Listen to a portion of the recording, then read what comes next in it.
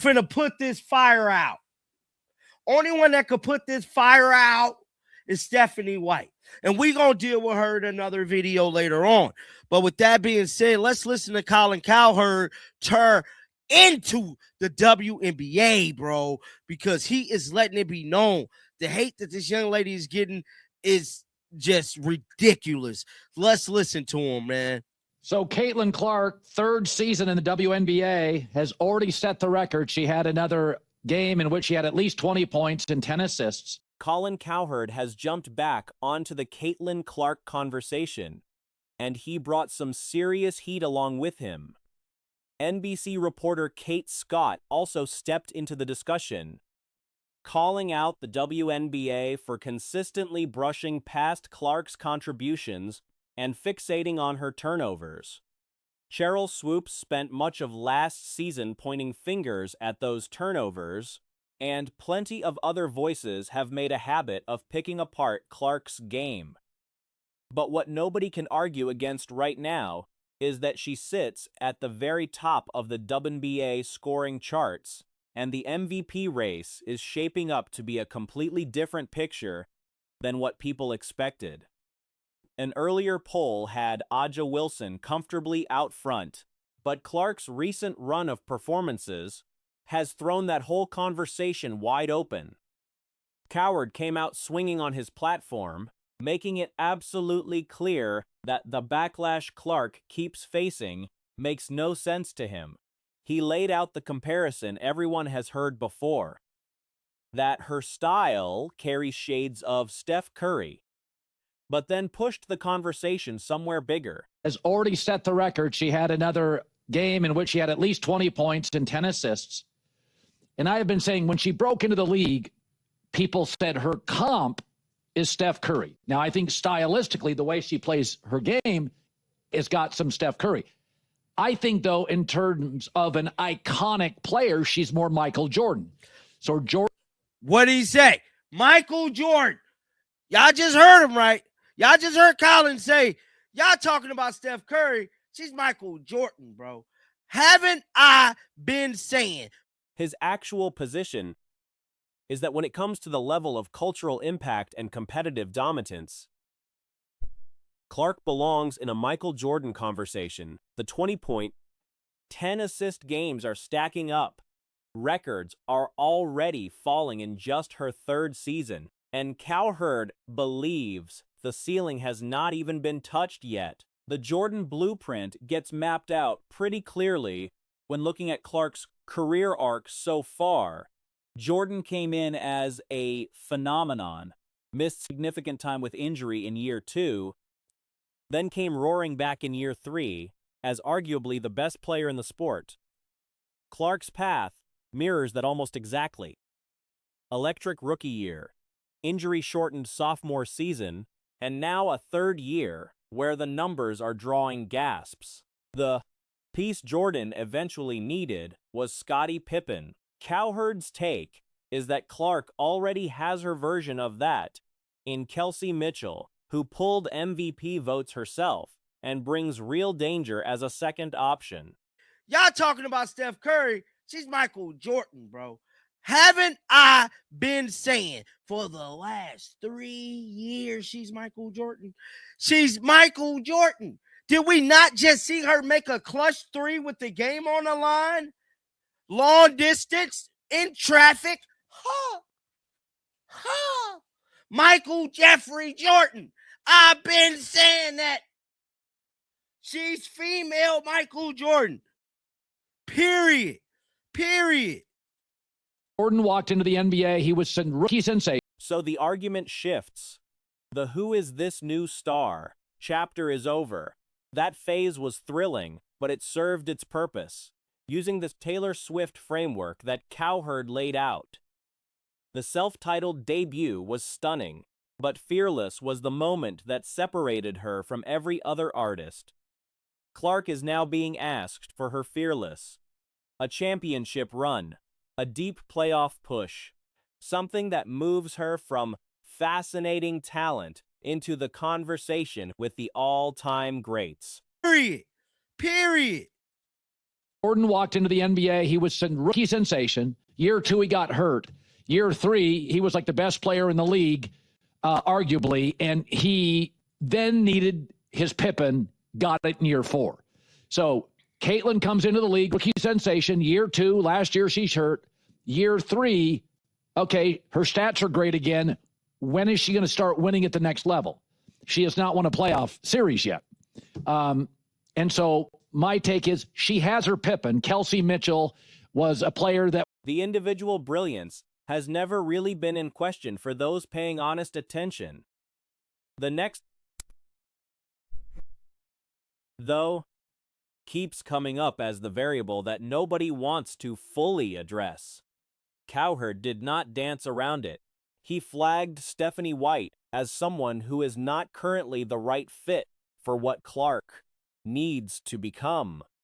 The comparison used was Doc Rivers, a coach who has bounced from franchise to franchise, somebody teams bring in with hope, but who has not been the missing piece that unlocks a dynasty. That is where White sits in this assessment right now. She has her Pippen. Kelsey Mitchell was a player that got some MVP votes. And this is not like hating on Caitlin Clark, but the stage of, wow, who's the new kid? I'm done with that. That was awesome. That was Taylor Swift's self-titled album. Oh my God, who's that? And then it was Fearless, which crushed her self-titled album. I need Fearless. The counter-argument being made is that Lisa Bluder, Clark's coach at Iowa, represents something closer to a Phil Jackson figure for her. Bluder did not just coach Clark. She found a way to access a version of Clark that nobody had seen before. Under Bluder, Clark transformed from a highly rated prospect into a generational force. That kind of understanding, knowing how to push the right buttons, how to build a system around a singular talent, how to manage the mental side of carrying a franchise, is not something every coach possesses. The push from some corners of the fan base is for the Indiana Fever front office to do whatever it takes to bring Bluder out of retirement and put her in that locker room. Cheryl Miller also gets mentioned as someone who could theoretically fill that role. Given her deep basketball knowledge and her commanding presence as a former player and coach. I need Fearless.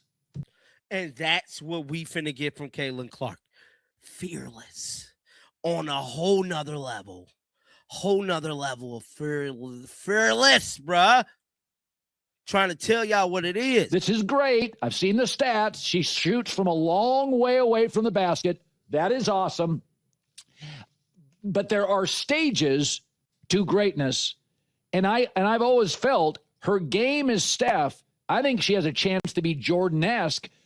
But the central argument remains that Clark, at this stage of her development, needs someone who already understands her, not someone learning on the job. During the game itself, the NBC broadcast team addressed the turnover criticism head-on. The numbers they pulled up told a straightforward story.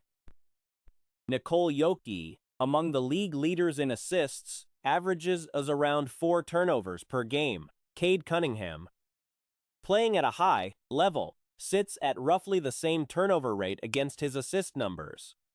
Clark's turnovers, when placed next to her workload as the primary ball handler and playmaker, fall right in line with what any elite creator at that level produces. Jordan-esque, which is multiple championships if she can get the right coach and the right running mate.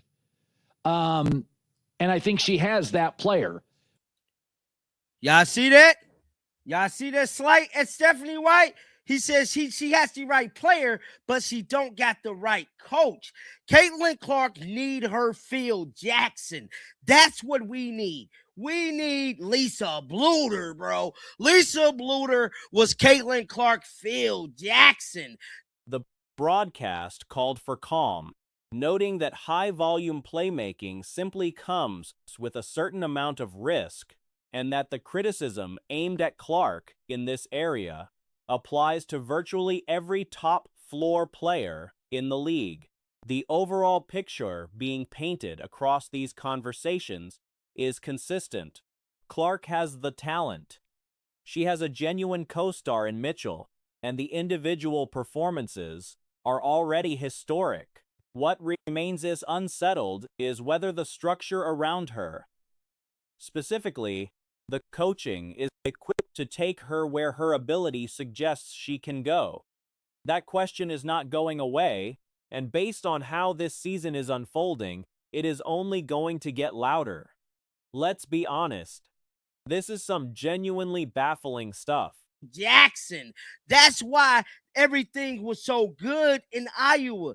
That was her field, Jackson. The Indiana Fever front office need to do everything in their power to get Lisa Bluter to come out of retirement and coach Caitlin Clark again. She knows the inner, outer workings of Caitlin Clark. She knows how to type into her game, and she knows how to take Caitlin Clark to levels we've never seen before she went to Iowa, bro. Diabolical, even wild. Coming straight off a nationally televised game where Angel Reese went 1 for 8 from the floor and coughed up 8 turnovers. What some are calling one of the worst individual performances in WNBA history.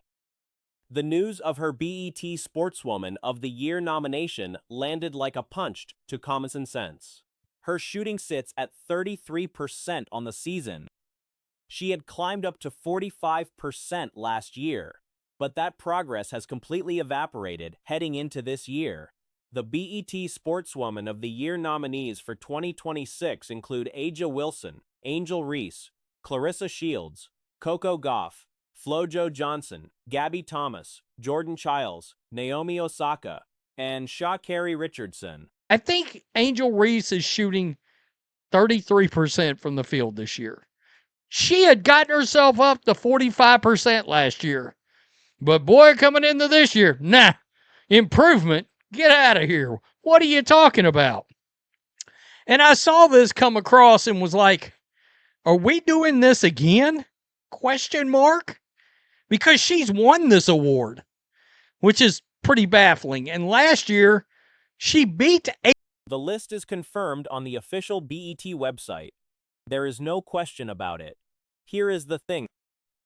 Angel Reese is surrounded by genuinely world-class athletes on that list. And sitting right there among them is Aja Wilson. Aja Wilson, who just claimed another MVP. Aja Wilson, whose team just won another championship. baffling. And last year, she beat Aja Wilson. By the way, Aja, another MVP award, another title. Is Angel Reese going to win this award again over Aja Wilson?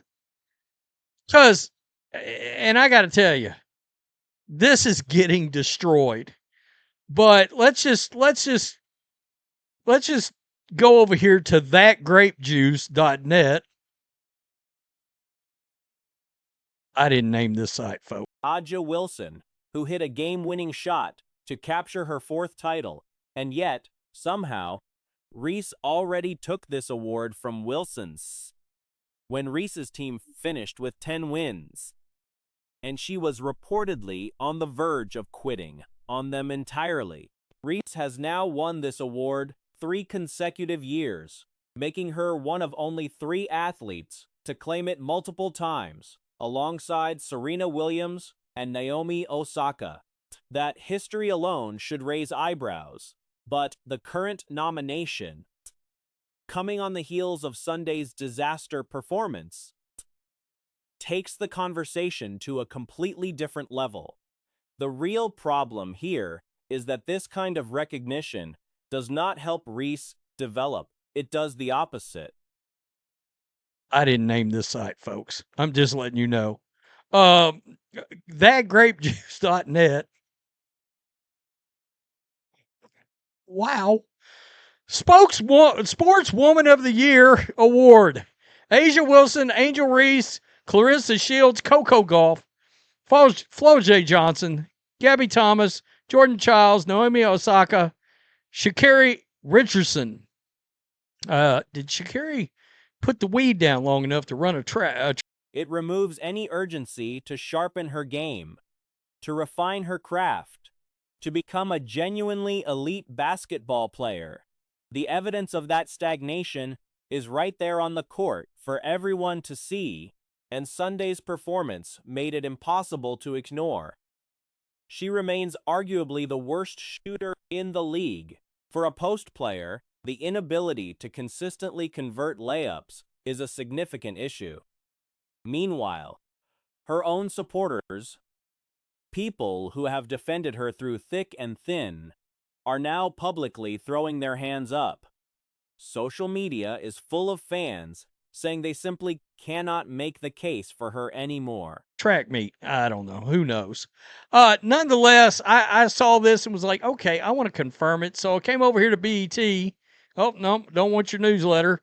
And sure enough, this was posted on the official BET website. There she is.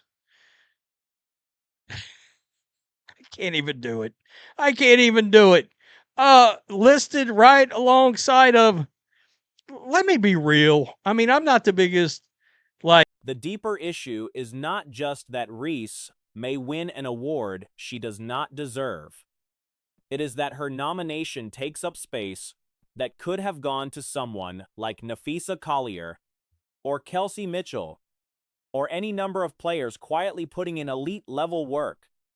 Players who are excelling at the sport this sport award is supposed to celebrate. The season just started, and Reese has already given the highlight reel more misses than makes.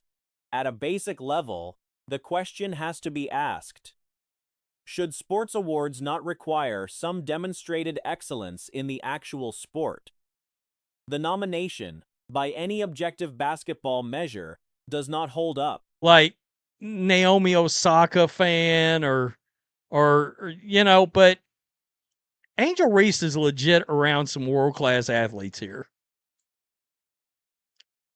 I mean, look, Asia Wilson. I mean, there's a lot of things about Asia I don't care for. She should run away with this award. It shouldn't even be close. I mean, I don't understand. What are we doing? How did she ever lose it to begin with? Understand, what are we doing? How did she ever lose it to begin with?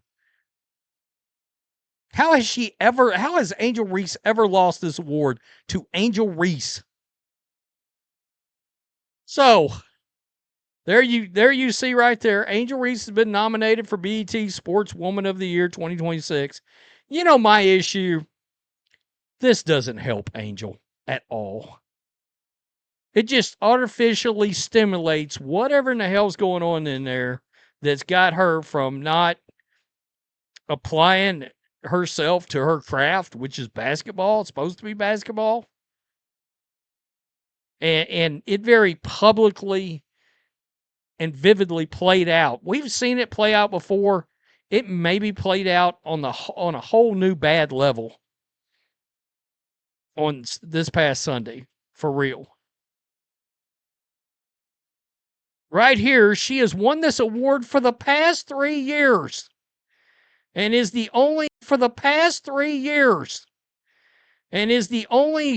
one of 3 athletes who won the award multiple times alongside Serena Williams, okay, and Naomi Osaka, okay. But what? I mean, and she got destroyed. Angel Reese is getting destroyed. She's getting destroyed. Over Asia, just in basketball, is criminally hilarious. If